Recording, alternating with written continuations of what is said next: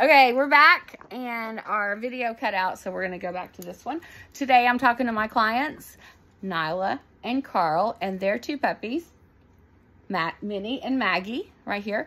And we're having some trouble today with separation anxiety, and we're just learning basic, we just have some basic questions about and problems with these dogs. Okay, so the separation anxiety, the only way to solve that, to fix it, is to separate. And how's that? Get divorced? From the dog? You and Maggie get divorced? Perhaps. Sure. No, separation anxiety is caused by you're together all the time. Mm-hmm. So as soon as you separate, the dog is like, and you too, you're both like that. You worry that when you're gone, something's going to happen to the dog. The dog's going to be upset. You have so much anxiety about do you not, how much anxiety do you have when you leave her alone? A lot. I'm getting better. Tell me about it. Tell people, because they all have the same thing, and you describing it helps. Well, basically, if I'm away from her, I try and get back to her as fast as I can.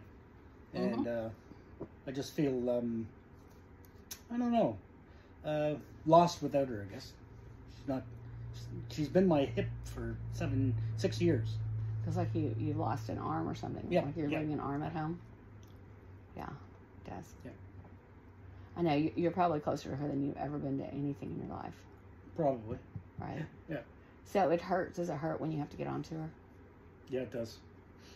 But I'm trying to. Okay.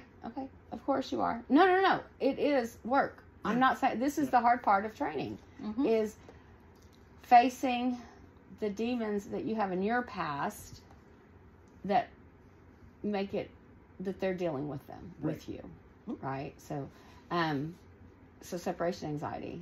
When I had the girls and I had to leave them at home when they're babies, if I even saw a picture of them on my desk, I would start bawling, and it's the same thing. I mean, it's the same thing, especially as we get older and our kids are grown. I mean, then you're like, they go with you to doctor's appointments, they go with you everywhere. So separating is difficult. So you're like, why would you separate then? If it's hard for the dog and it's hard for me. So why would we separate if it's hard for everybody? Well, because you can't do what you want to do. You can't go to a concert, or can't go, I won't say camping, but you can't go do stuff like Nila and I'd like to go to comedy shows, or maybe a music show or whatever at the yeah, he really likes the music. He's a big I don't know if you're as much of a fan, but Carl's always just been a huge music lover and gone to the concerts and set up the filming and all the equipment. So anyway, yes, you definitely need to go to some concerts. Yeah. You need to get out of the house. And it's not fair to them either to always be with us. No, it's not. No. It's not. They need to have a sense of self-worth, being with themselves and just being a dog. Yeah, they do. Yeah, and that's what I offer. I mean, that's what I like to do. That's what my whole theory is based on, is that they need to be dogs. That's my whole training philosophy. Yep. Okay, so it's hard to do. So anything that's hard to do, you should probably be doing it. Yes, that's the first. You should probably be eating no sugar, right? Mm-hmm. We eat sugar a lot. You should probably be working out. How about drinking water? Why is all those things hard to do? Because they're good for you. Right? Like, how come you can have 14 shots of, let's say, buttery nipples, those are my favorite, and you can't have 15 shots of water? Yeah. Like, it's a struggle. You're like, God damn it. Right? It doesn't come natural or something. So everything that's good for you, that's self-constructive, we don't want to do. Because whatever's easy is, I mean, it's easier for us to take the easy way out. Yeah.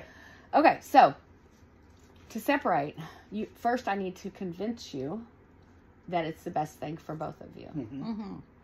Okay, let me give you a few examples of why it's good.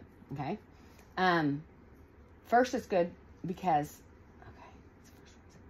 mentally they need to have a space where they can go, and when you're gone, they wait for you there.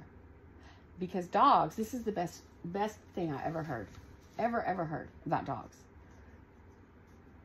Their jobs, a dog walks and waits. That's it. Walks and waits.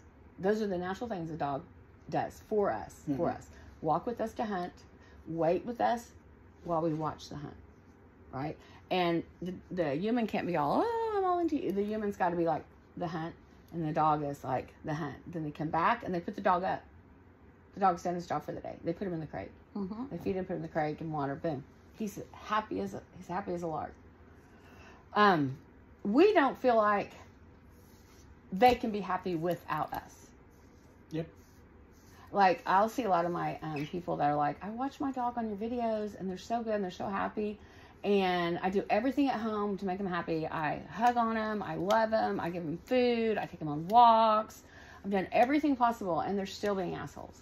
I've overdone it. I've given them toys, I've done them all this stuff, and they're still nervous and shaky. Quinley started school this week. Yes, I saw that. And she's had a lot of anxiety about going to school, about being separated from her best friend, her dad. She'll say, who's your best friend? She'll say, my dad. And she had the worst 2 weeks because she wasn't sure how to wipe herself and if it'd be too messy. So her not knowing a skill caused her to have anxiety, which could ruin her whole school career. If you don't handle that correctly, you can ruin it, right? Because you just start getting more and more in your head about the pooping and about the why. I mean, she's 5, and she's still, it doesn't matter. So dogs are the same. If they don't know how to do a skill, and they got put in a situation where they have to do the skill, then they're nervous and shaky, and they get anxiety. The skill you're asking her to do, and you've asked her to do for the last 8 years, is be your leader. Yeah. How are the walks? Tell me about the walks. Before I give you any information about the walks, what would you say to Maggie on the walk, and how did you walk her? Let's go for a walk. Let's go for a walk, and then you get what? Get ready. Right. Get out the harness. The harness. What else? The rope. Put my shoes on. The flexi lead. Okay, so harness and a flexi lead. Go on. Put coat on if needed. Sure. Hat. Right. And go out the door. Yep. Okay, while walking. Put shoes on. Shoes on. Okay. While walking, who's in the front? She is. She always in the front? Well, when she's smelling, I walk in front of her.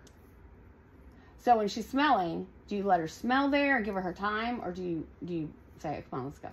Well, both, but mainly I let her smell. Right, you let her smell. You let her just, whatever she wants to do on the walk, it's her walk. Yeah, right? Right. And when you walk her, do you look down at her, or do you look where you're going? Look where I'm going. Most of the time. Some of the time. All right, okay. I can give him a hard time. I know I'm giving a hard time. Are you okay? Yep. Okay. But before they leave the yard, yes, Maggie decides which way they're going at the driveway. And you ask her, right? Because it's well, polite to I ask have, her. but now it's just she'll go this way or that way. Right, Yeah. right. Yeah. Okay. Every decision for the next couple of weeks that, and I'm going to do more with Maggie than I am with Minnie. Minnie's easy. She'll fall right in line. I know it doesn't seem like it right now, but she will. She will, because you'll be structured for Maggie. But every time any decision you make for her. So when you put the lead on, you sit. We're putting the lead on. Don't say sit and just she sits and gets right back up. That's not a proper sit. No. Yeah, she does that. Now that becomes what sit means to her. It just does. You've taught her that sit means get down and get back up again, and that's fine.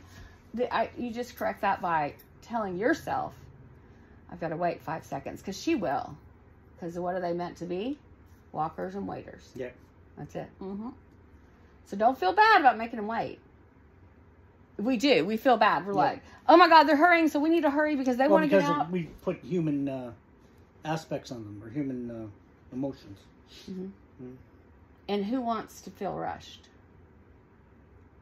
Not too many. And she's rushing you because she feels like you're rushing her. Okay. Yeah. You know, and so you're both like, that's just the energy we have in it. Everything we do, we rush at it. You know who else was like that? My dad. Yeah. Get that shit done and get in the house and go to bed. Like, that's his whole goal in all of life is you go to bed. Just get the shit done and go to bed.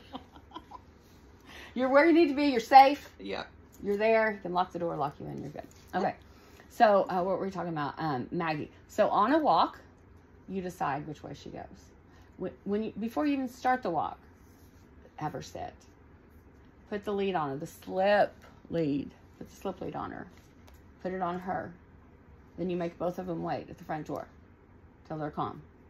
Then you open the door, use your legs, make them both wait again, and outside they go. You can practice with just one. You can actually practice with just Maggie because you need to practice on you slowing down with her. That's going to make her less angry. When I'm rushed, I feel anxiety, and that leads to anger. Makes sense, yeah. Don't you think? Yeah, or, every time. Yeah. And then you're like, I got to calm myself down from this. Anyway, so slow down. Nature is not that fast. No. It takes 9 months to grow a baby. It takes how long for a flower to fruit? Nature is slow. Yeah. And we rush it, and that's inhumane of us. It's inhumane of us to rush ourselves. Yeah, really. And I think that's where a lot of kids have such problems. But anyway, okay, so slow down on that. That's a ritual. That becomes a ritual of leaving.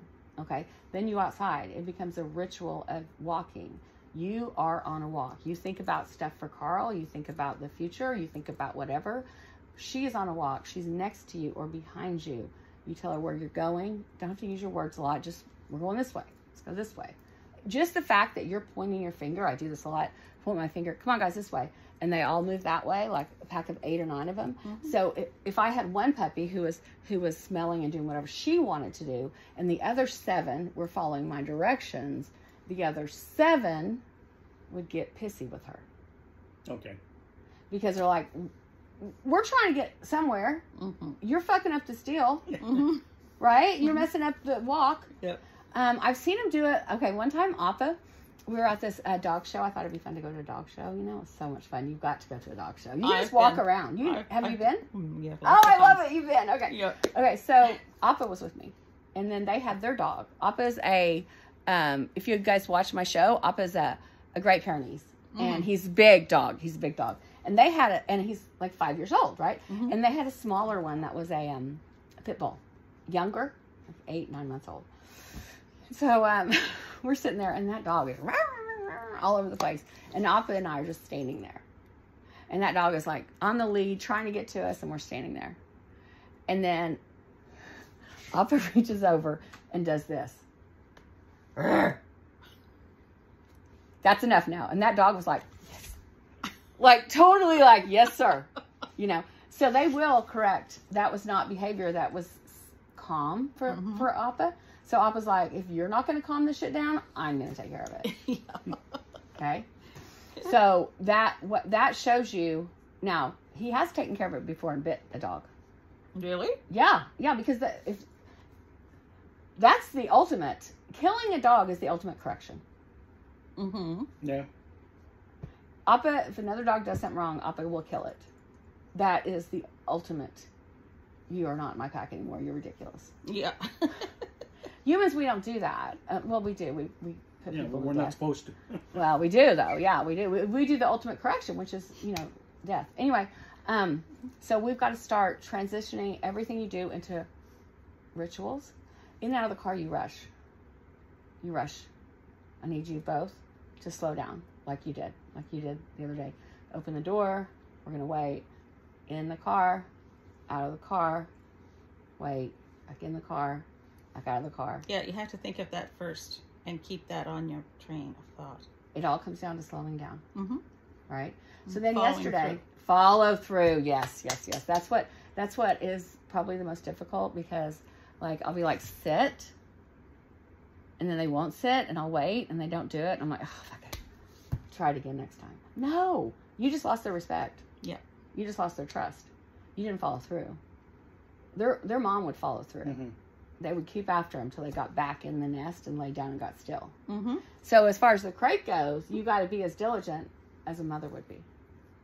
So everyone's like, how many times does it take? And I'm like, it takes us till it sticks. It's like how many licks to the center of a lollipop, right? Mm-hmm. Till it's the center.